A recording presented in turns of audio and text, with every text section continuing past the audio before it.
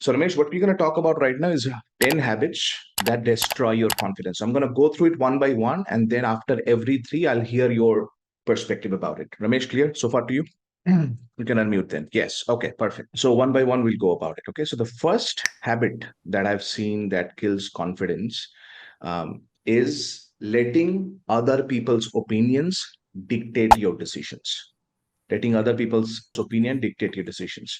So as I say this, I also want you to think about some examples, Ramesh, that you might have by mistake used this in the past, or some other people who have done this in the past. That's what exactly what we're doing here in this coaching session. So first is letting other people's opinions dictate your decisions. But basically, it's becoming an opinion seeker all the time. That's the first habit that destroys your confidence. The second habit that destroys confidence is constantly feeling small because of negative self-talk. Constantly feeling small because of negative self-talk. And what I mean by that here is where people say some concepts are I'm too sensitive, I'm not good enough, I look ugly, I'm too thin, too fat, I wear specs, I don't wear specs, um, kind of like that. So feeling small is the second habit that lowers somebody's confidence. The third one is not keeping the promises that one makes to himself or herself or themselves, like constantly breaking self integrity. Here we are not talking about the promises, the appointment of other people, but also the ones you make to yourself. Constantly saying things like, I'm going to be here in 2 minutes, when I know for a fact I'm 18 minutes away from reaching there. So it makes no sense to say 2 minutes. So constantly saying things like this, what happens is people have a negative reputation in their own mind. So before we go on and share the remaining seven, Ramesh, what are your perspective about these three that I shared with you right now? Yes. Hi, Vishal. Thank you for the session. So, out of the three that you just mentioned, the one that is affecting me still is the second one, constantly feeling small because of negative self-talk. So, I think this is something I'm still working on. I've, Mm. restarted doing the affirmations to address this. Yes. So, yeah, it is working, and yeah, I'm gonna make this a daily habit uh, forever. I used to not be good at keeping promises to myself, but I've gotten much better with that now. So yeah, I'm Perfect. happy about that. Cool. And yeah, the first one is letting other people's opinion dictate your decision. So that is something I've stopped doing completely. So whenever Perfect. I think of Love doing that. something, I just do it. Yeah. Yeah, love it. So you're seeing a lot of things, some of the things you used to do before, you no longer do. Yes. So the idea is for you to do a self-assessment here right now. At the same time, also find out some examples where you don't do it right now, but somebody else does. So you're more clear about how that affects you. Number four, Ramesh, is constantly second guessing your actions and doubting if you did the right action, right? Or if you did the right thing. For example, I'll give an example. I know you told me that you value fitness a lot. You love working out stuff. So you'll see many times what happens is people go to a gym, they will take a membership for 12 months, they come home, and after the 12 months ka theek tha kya? 3 months I should have joined. They start doubting themselves after making a decision, and that actually lowers their confidence because that becomes a habit. Doubting your own decision becomes a habit. And because of that, they always doubt before the next decisions. I'm sure you know some people like that, Ramesh, right? Like who make a Yes. decision, doubt. Yeah. So that's I the used to fourth be one one that of those destroys people. your confidence. Yeah. Go ahead. I used to be one of those people, Vishal. Used to Exactly. be. I recall taking a membership for the gym, but I completely wasted that membership. It was for a Yeah. year, and I fully wasted it. Yes. But later I got into it. Right. So what I've seen is ultra successful and confident people. What they do is when they take a decision, they make it right, even if it's not right, by maximizing the decision. Meaning, okay, I've gone there, awesome. Either I'll never go again, and I'm happy about it. I'll not go to the gym, I'm happy about it. Or since I've joined, now I'll maximize my benefit by going there.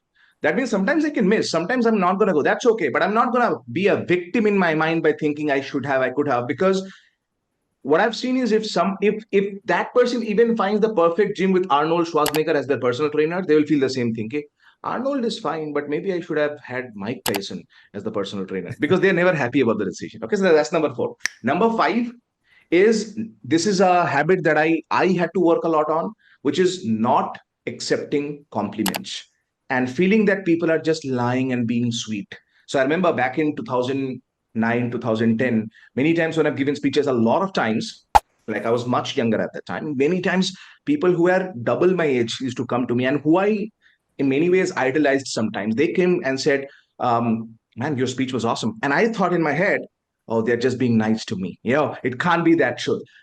Later, what I realized, Ramesh, is that was my sign of at that time my low self-esteem, because of which I couldn't hold that compliment. So now what I do is anytime somebody gives a compliment, I never, first of two things I don't do is never interrupt them by saying, no, no, no, it's not like, I never minimize what they are saying. It's kind of like that. For example, Ramesh, imagine this for a second, that if I imagine you love chocolate and I bring a packet of chocolate for you. And before I talk about the chocolate, you just throw it away out of my hands. Like that's what compliment is. Somebody is giving a compliment, and many times we just throw it away, saying, no, no, no, it's not important. No, no, no, stop lying, right? Internally, because we can't hold it. So that's one thing I did. And many times another thing people do is that they start justifying how that is not good enough. Example, you will see sometimes you go to somebody's home and you say, this dessert is awesome, or this cupcake you made is awesome, and they instantly say it could be better. Actually, I did not get time. I could have added the cashew. They start saying that this is what you are saying. This is not good enough. I'm even better than this. In both cases, now what I've understood is these are signs of low self-esteem or cover up. So I teach a simple method, simple call. You say thank you. I receive that verbally and mentally. Thank you. I receive your compliment. And that's a habit. It's like receive. If you think about it, that takes a lot of confidence to say that. I appreciate your compliment. I receive that. Not like I'm accepting it, not like I'm understanding it, I'm receiving it. Right. And that can be a game changer. So how many did we do so far, Ramesh? 5? 5. Yeah. Number 6 is too much apologizing. I'm sorry, okay. Again, I'm sorry, okay. I'm sorry, okay. I believe confident person should say apologize one time powerfully and then follow it up later at another time so to prove it. But constantly saying it means, okay, I'm sorry again, I'm sorry again, I'm sorry again, I'm sorry again. You might have seen that sometimes people do that out of too much of guilt and shame. I said that wrong word, okay, I'm sorry, I'm feeling so guilty. Again, lost. So apologize strongly like a bold human being and move on from there. So don't keep thinking about it. What's your perspective about the last three that we spoke about, number 4, 5, and 6? Vishal, I think I need to work on accepting compliments gracefully. I'm the type who feels, embarrassed when somebody, gives me a compliment. I feel, oh, okay, rehne do yaar, that kind of, reaction. So Yeah. yeah, I need to work on that. And yeah, sometimes I tend to second guess my actions. Yeah. Uh, Even if I do well at a particular activity, right? I, question myself. Maybe it wasn't good enough. So yeah, that is another thing I need to work on. Perfect. And I'll give you the a last simple one was affirmation before we yeah, move on. I just want to pause for yeah, just a second about that. So I'm going to give you a very simple affirmation that I remembered. So that's why I interrupted. If you just write down under number yeah. 5, I take the right decisions or I make the decisions right. Always. I take the right decisions or I make the decisions right. I take the right decisions or I make the decisions right. Meaning I'll do the right thing, or if I don't take the right decision, I'll make it right. Now, how can I make it right? Either by leaving it completely or by going all in about it. This reduces the doubt. This feeling, many times, Ramesh, a lot of people have second guessing if I did the right thing. It's always going to be there. And one thing I want people to understand, I want you to understand 1% doubt, 100% out.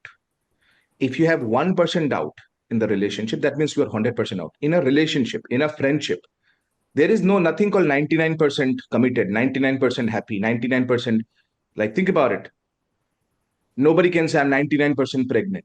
You are pregnant. You are not pregnant. I cannot say I'm 87% married. You are married. You are not married.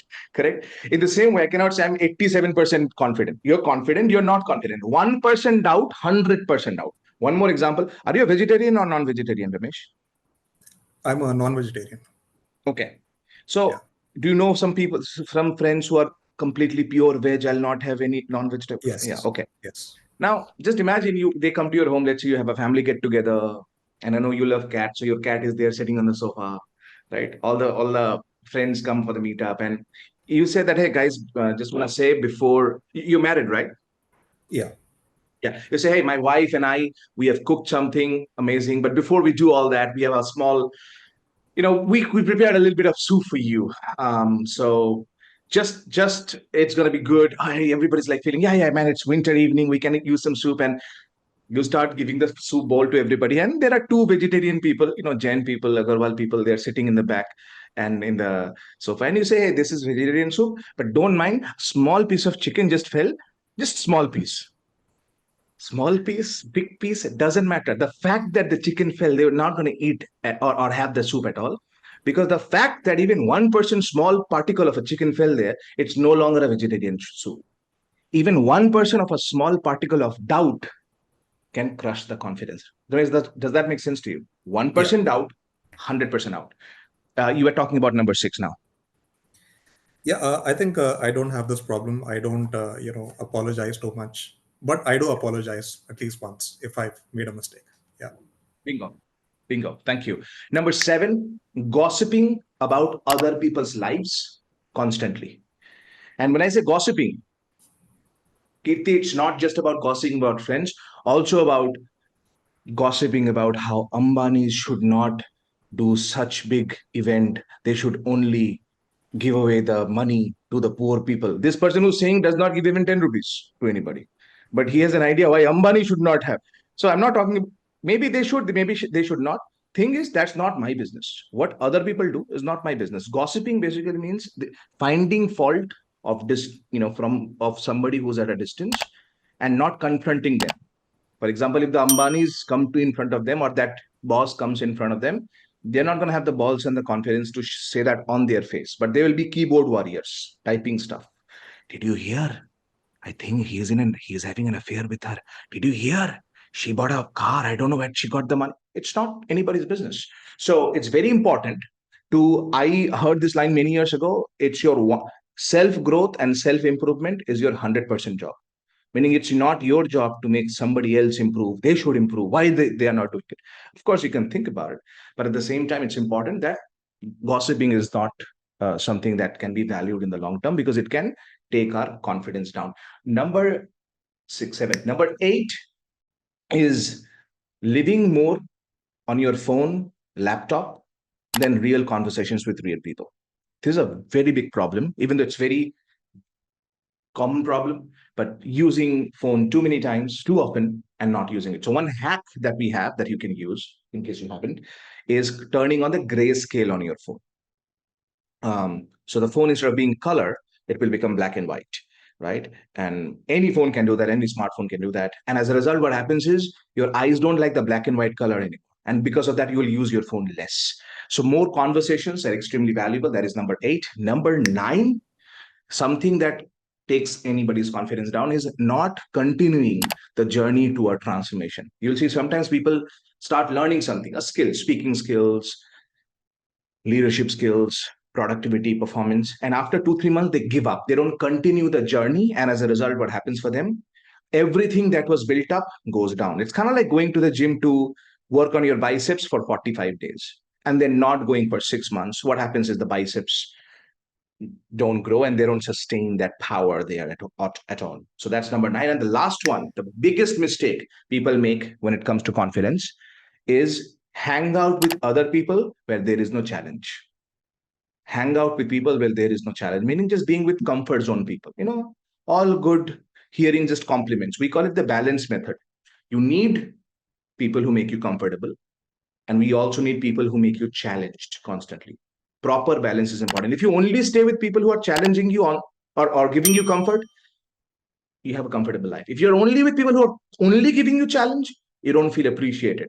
The proper balance is required. Life works in balance, yin yang balance, feminine masculine balance, comfort and challenge balance, and that can be beneficial. So Ramesh, number 7, 8, 9, 10. I want to hear your perspective about it right now. Yes. So number 7 was gossiping about other people. So this is not something that I do. Maybe it's simply not in my nature. So I don't do it. Number 8 is living on the phone more than having real interactions with people. I think this is a very extremely common problem. So yeah, Yeah. I'm guilty of it. And this is a very good tip, Bishal, turning on grayscale. So I'll try it out and Do see it how it now. Get your phone out. Do it now if you want. I'm serious. Do it sure. now. Do you use iPhone or Android? iPhone. So you can say, you can just tell Siri to do it. Hey Siri, turn on the grayscale. Hey Siri, turn on the grayscale. Bingo. Grayscale now. Black and white. What India teaches us about liberalism and its decline from grey area with Sean Illing. I think it heard me wrong completely. Grayscale. Grayscale. Yeah. Hey Siri, turn on grayscale. Okay, I've turned grayscale on. That worked. Bingo. Bingo. Especially if you can't do throughout the day, what I recommend is do it after 9 p.m.